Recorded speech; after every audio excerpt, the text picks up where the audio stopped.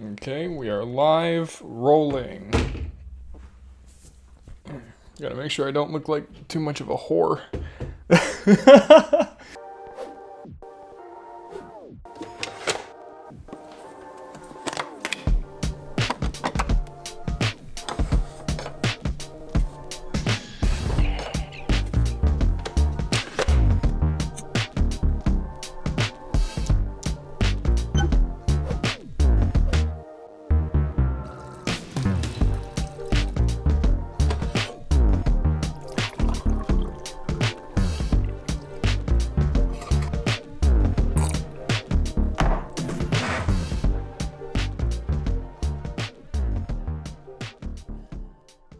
Hello, ladies and gentlemen, once again, welcome back to Coffee Talks.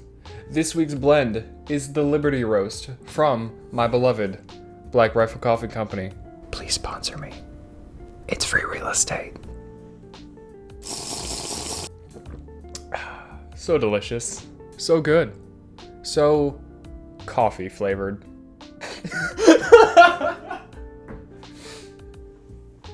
Okay. Ah!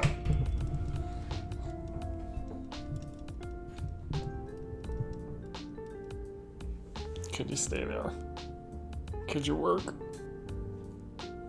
Okay. So, welcome back to another episode of Coffee Talks. I believe this is episode number 4. Can't believe we've made it this far in such a short amount of time. I'm supposed to be uploading this tomorrow, and I'm just now filming it. How the time flies. So this week's episode is about self-isolation and hyper-independence, which the two kind of go hand in hand, which is why I'm putting them together. Because they go hand together. Yeah. Why am I so stupid? Okay, so story time. From the time I was about 10, 11, I was raised by a single mom. And, you know, my mom had to work a lot to support 2 kids, and because she worked a lot, she didn't really have enough time to necessarily, like, be with us as much as she would, as much as she wanted to. My sister was a few years older. She was better at, you know, making friends and going out and doing things, and that kind of just left me by myself. Because I was by myself, just things like YouTube, this became my comfort area, in a way. And because I had spent so much time by myself, I taught myself how to do almost everything. I taught myself how to shave. I taught myself how to build a computer. Through YouTube, I learned pretty much everything I needed to know about computers and cars. You know, I didn't know how to pop a hood on a car until I was like 15, 16. Something like that. And I learned because of YouTube.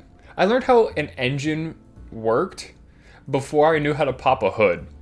So, kind of ass backwards. But, like, you know, at least I knew how an engine worked. But I was always trying to learn or do something to just, like, occupy my time.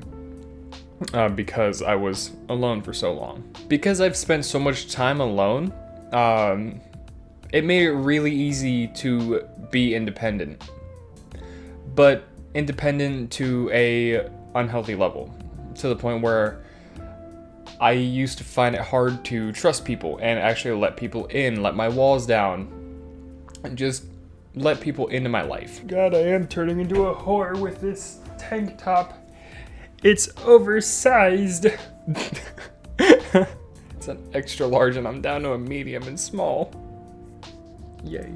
Yeah, like I said earlier, you know, mom worked a lot, my sister was off doing her own thing. I was just busy with YouTube, just trying to, like, absorbing anything and everything that, you know, was on my screen. But yeah, they were both in the house with me physically, but they were both caught up in their own lives, and I just felt alone. I don't hold anything against them. I love my mom and sister dearly, but that's just the way it was. I got really good at standing on my own, which is both a good and a bad thing. Good because, you know, you shouldn't depend on anybody for anything. But at the same time, it is good to allow people in your life to help you when you need help. The way I was just a pillar. Whereas I didn't have anybody to lean on. I was like, I am this pillar of strength. I don't need anybody. And then when something happened, it just hit the ground. Whereas if you have somebody to lean on, if you start tipping, they catch you because you have somebody to lean on. And I didn't have that. Partially because I didn't allow people in very often, and the few times where I did, I got hurt. Which reinforced that kind of lone wolf, quote unquote, mentality even more. You know, the logic behind that is if you're by yourself, you don't have to worry about anybody else. And you don't have to keep an eye out if somebody's going to stab you in the back. Which is a good thing, you know, to not have people stab you in the back. But when you isolate yourself to the point where you have no one, just so that way you don't get stabbed in the back, that is when it becomes unhealthy. I don't know why I said it like that. But when you live like that, you're essentially living in survival mode. You're looking out for potential threats, whether or not there actually are any. After living like that for so long, survival mode becomes comfortable. It's a manufactured chaos of your own design, in a way. And when chaos and pain are your comforts, you tend to partake in unhealthy things that keep you in the chaos and pain. You know, what you're comfortable in. You know, I was so used to just waiting for the other shoe to drop in my life that I didn't know, sometimes still don't know how to just enjoy things and live a little. I'd be waiting for things to just go sideways to the point where I would kind of make it go sideways. At least in my head, I would make it go sideways, you know? I would throw the whole shoe rack just that way I could say I was right and that the shoe did drop. And now it's just like, cool, I'm gonna fight for my life again. It's like, no. At that point, I'm just making more problems for myself. And that's something I don't want to do anymore. Because it sucks. And living like that, it drains you. And it physically changes you. This year, you know, I've been doing all the self-work, not just mentally, but also physically. I've essentially had to relearn how to walk a couple different times just because I was so deep into survival mode and my body was so stressed out that I wasn't walking properly. Like, I wasn't walking straight. My knees, they were kind of knuckled in a little bit, like knobbed in. My hips, I had a very serious anterior pelvic tilt. Which, you know, normally your hips are like this. You know, from a side profile, your hips are like this. When you're standing up straight and normal. When you're in a situation where you have to run, your hips tilt back. So that way you could run in that direction. You know, that it pushes your center of mass little more forwards. That way it's easier to go in the direction you want to go to. But my hips were like this every single second of the day. And they had been like that for I don't even know how long. And so when I was teaching myself to physically relax, it hurt. Like my lower abdomen, it was sore because those certain muscles hadn't been used in that way in so long. And when your muscles are like this, when you have the anterior pelvic tilt, what it's essentially doing is your muscles are contracted in a way where it's telling your nervous system, hey, we need to be ready to run at a moment's notice. And your nervous system, what it does is, you know, it tells your brain, hey, we need to be ready to run at a moment's notice. And your brain is like, okay, cool. Here's hormones to like get you ready. So cortisol, the stress hormone, yeah, it was all around, all the time. I was always stressed out, even though I didn't know it. Like, mentally, I didn't feel stressed, but my body was just physically stressed at every single moment.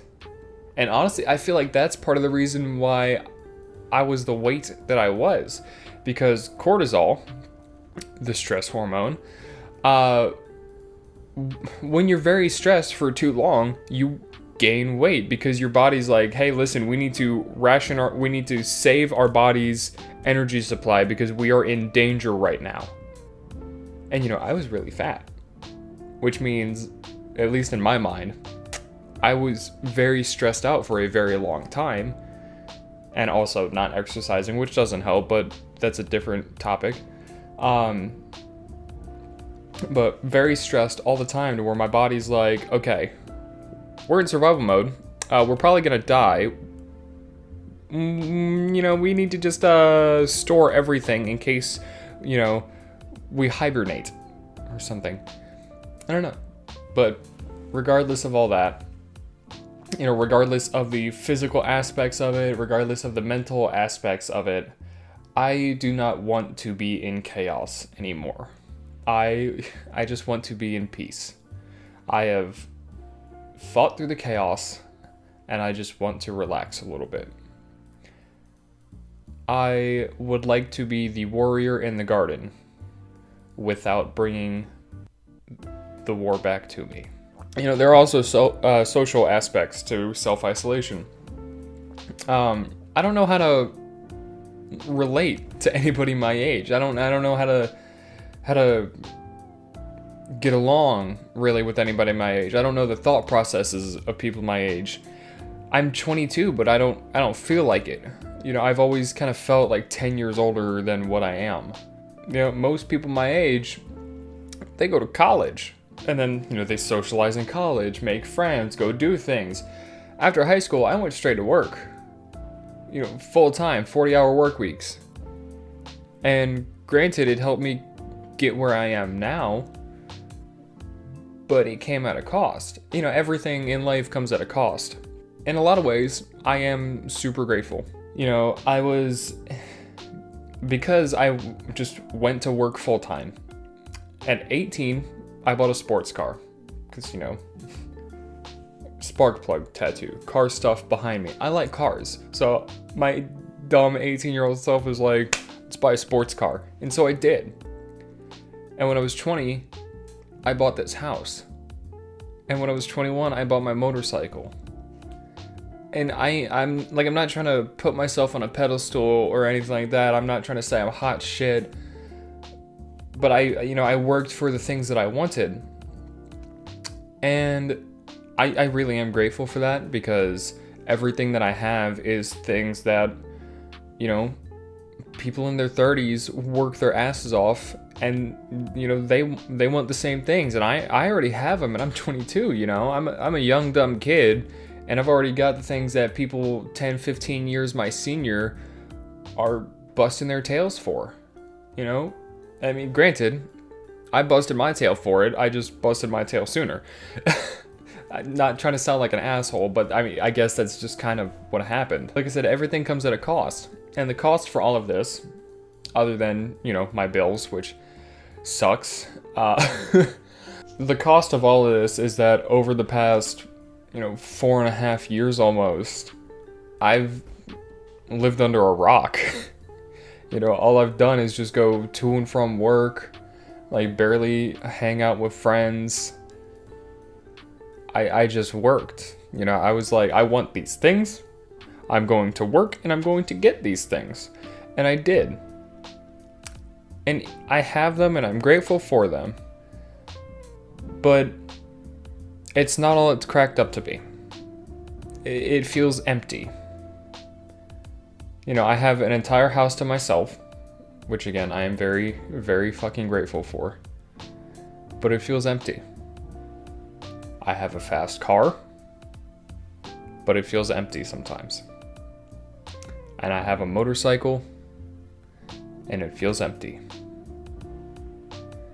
In a way, I am grateful that I essentially learned the lesson of money cannot buy happiness. And it really can't. Material things cannot bring you happiness and joy long term.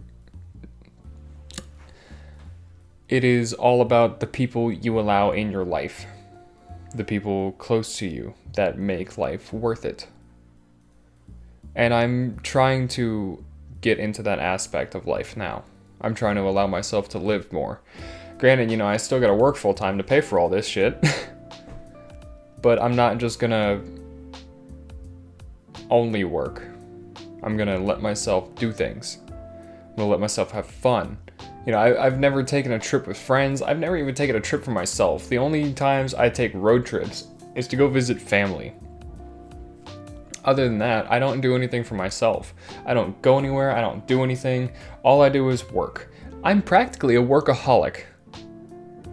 And I'm trying to break that because that's no way to live. Every week, every Monday, almost every day now, I go into work. I take my 40-minute fucking drive each way from work.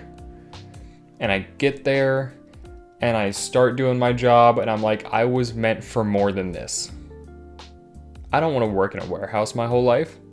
I don't want to work in any corporate BS my whole life. I wish I could do this because in a way this can help somebody. This makes me feel useful. This is me. I'm not a warehouse. That's not who I am. Am I a decent forklift driver? Yeah, forklift certified, baby. What's up? Come on, ladies. You know what is it? You know what it is. You know what it is. Forklift certified. You know what it is. But that's not what I want to do with my life. It's not. And doing this, I'm trying to work my way into doing what I want with my life. This is what I want to do. I want to help somebody by telling my story. And if I can do that, that'd be amazing. Granted, I know that won't happen anytime soon just because, you know, that's how life works. But that doesn't mean I'm not going to let myself live in the meantime. So, thank you for watching. This is kind of a shorter one than I expected, but that's okay. They don't all have to be 20 minutes long. Sometimes the point gets across a little bit faster. So yeah. Also, do you remember how in that first video, the very first one, the one that wasn't even a coffee talks, do you remember the 21st night of September? No. Do you remember how I said I wanted to do unboxing videos? Well, I might be doing an unboxing video sometime soon, sometime in the near future. Who knows when it'll be? Who knows what it will be of? But it's coming sooner than you think. And with that, I leave you. Until next time. I don't know where that came from. Okay. Bye, guys. Thank you for watching, as always, and I will see you next week. Bye.